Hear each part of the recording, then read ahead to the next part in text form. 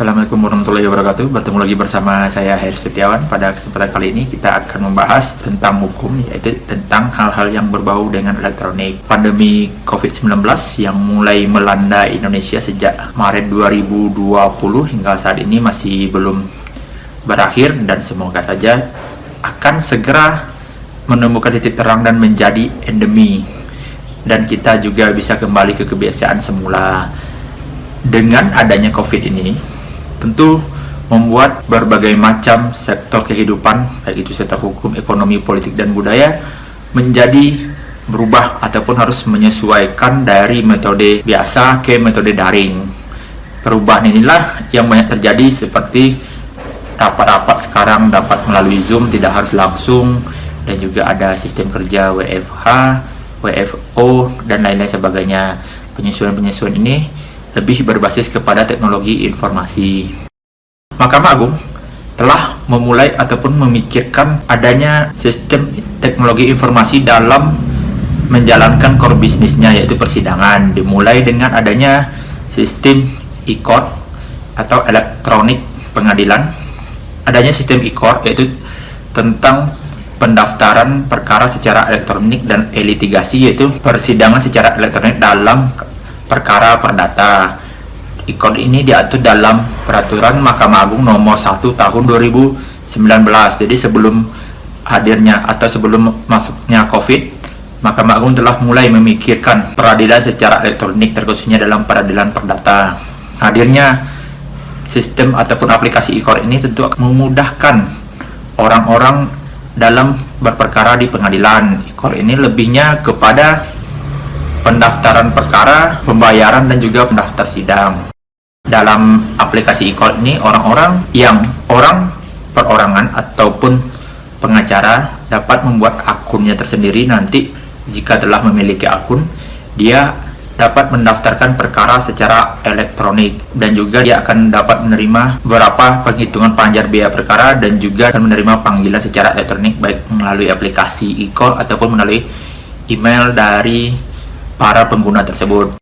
Hadirnya e-court ini tentunya akan mempersingkat waktu bagi para pihak, baik itu pengacara ataupun perorangan, dalam proses pendaftaran perkara. Proses pendaftaran perkara, mereka tidak perlu lagi ke pengadilan untuk mendaftarkannya, cukup melalui sistem ataupun aplikasi e-court ini. Ketika telah melaksanakan ini dan dilanjutkan lagi dengan adanya aplikasi terbaru, yaitu e-litigasi, yang juga merupakan bagian dari e-court itu sendiri, yakninya persidangan secara elektronik.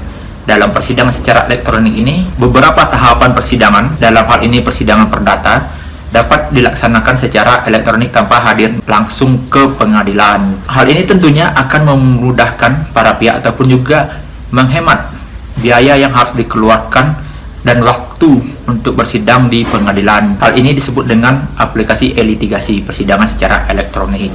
E-litigasi ini baru mengatur beberapa tahapan persidangan, seperti tahapan jawab jinawab, yaitu jawaban, replik duplik, kesimpulan, dan juga putusan. Dalam tahapan-tahapan persidangan ini dapat diringkas kehadiran para pihak di persidangan. Hal itu tentunya akan menghemat waktu dan tenaga dari para pihak tanpa perlu hadir di persidangan. Mereka ketika agendanya jawaban, replik duplik, kesimpulan, dan juga putusan, jika ada berkas yang perlu diupload, nanti diverifikasi oleh majelis, diteruskan ke lawannya.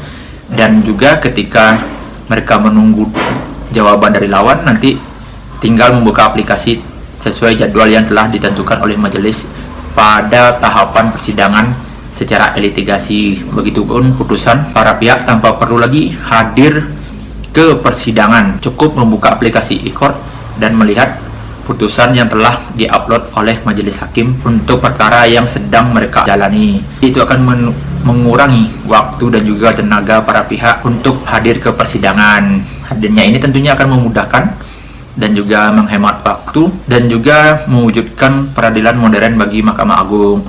Dan untuk aplikasi e-court dan e-litigasi ini bisa dilaksanakan untuk perkara perdata gugatan dan juga untuk perkara perdata permohonan. Namun aplikasi ini dapat dijalankan tentu dengan persetujuan kedua belah pihak. Ketika gugatan harus disetujui oleh pihak penggugat dan juga pihak tergugat. Ketika semuanya sama-sama setuju dengan menggunakan aplikasi e-litigasi, mereka akan melaksanakan itu. JP tidak setuju, akan dilanjutkan dengan persidangan secara biasa, tentunya akan memakan waktu dan tenaga dari para pihak. Mahkamah Agung telah memulai terlebih dahulu jauh sebelum pandemi Covid sistem peradilan berbasis teknologi informasi yang akan memudahkan para pencari keadilan untuk mendapatkan akses keadilan yang lebih mudah sesuai dengan sekarang yang serba elektronik. Selanjutnya, apakah dalam perkara pidana ada juga sistem tersebut?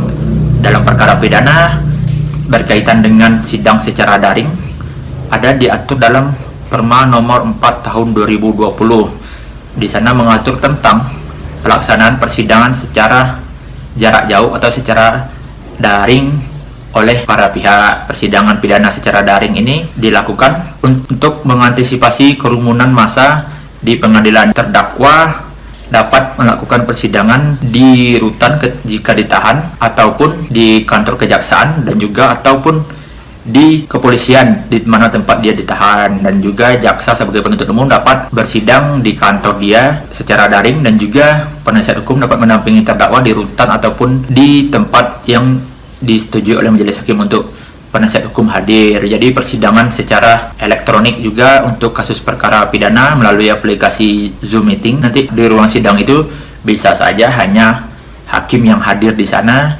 selebihnya pihak-pihak hadir melalui aplikasi Zoom, dan juga bisa saja ada jaksa ataupun pengacara yang hadir. Jadi itu tergantung kesepakatan dari para pihak dalam persidangan. Pada intinya, persidangan secara elektronik ini tentunya akan memudahkan dan juga dapat mengurangi risiko penularan COVID-19. Maka dari itulah Mahkamah Agung segera mengeluarkan Perma nomor 4 tahun 2020 tersebut sebagai inovasi ataupun pembaharuan, juga sebagai upaya penanggulangan pandemi yang lagi melanda Indonesia. Dan dalam hal ini tentunya persidangan secara elektronik ada plus dan minusnya juga. Akan tetapi perkembangan yang semakin lama semakin berkembang yang menyebabkan kita harus maju, harus mengikutinya. Maka persidangan elektronik yang digagas oleh Mahkamah Agung, baik itu untuk perdata ataupun untuk pidana, tentu merupakan sesuatu yang bagus dan responsif dari Mahkamah Agung untuk segera mungkin menyesuaikan dengan perubahan zaman. Tentu saja itu merupakan salah satu tujuan ataupun salah satu perwujudan dari visi Mahkamah Agung terwujudnya peradilan yang agung, yaitu mengikuti perkembangan zaman dengan membuat inovasi-inovasi ataupun memudahkan para pihak dalam mencari keadilan. Salah satu cara yang memudahkan adanya tersedia aplikasi-aplikasi persidangan secara elektronik dan tanpa harus hadir langsung ke persidangan. Mungkin itu yang dapat saya sampaikan pada kesempatan kali ini tentang inovasi-inovasi yang dilakukan oleh Mahkamah Agung dalam menjawab perubahan zaman dan juga merespon terjadinya pandemi COVID-19 ini. Semoga untuk kedepannya makin bertambah. Demikian yang dapat saya sampaikan. Jangan lupa like, komen, dan subscribe. Wabillahi taufiq wal hidayah. Assalamualaikum warahmatullahi wabarakatuh. Bye.